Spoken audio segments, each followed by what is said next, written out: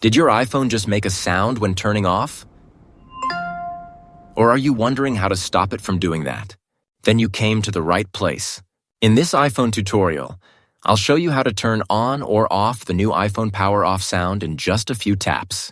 So first of all, I'm going to show you what the sound is like when it's enabled, and this sound will play when you shut down your iPhone or when you slide to power off. So I'm now going to slide. And you heard that little chime sound that indicates that the phone will now shut down. Also, when I press the power button to turn on my iPhone, then it's going to play that sound again.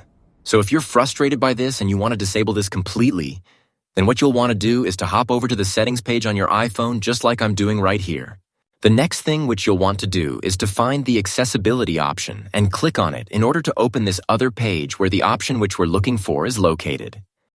The next step from here is to scroll a little bit down until you see this hearing section and then tap on audio and visual.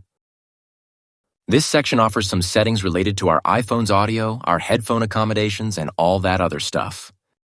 But we're looking for this option called Power On or Off Sounds. And here it is.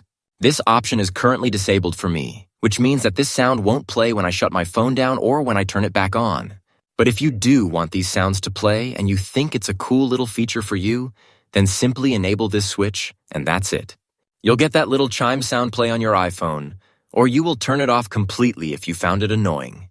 Tell me in the comments down below which tutorial you want me to do next, but also leave a like on this video if it was useful to you. Thank you for watching and see you soon.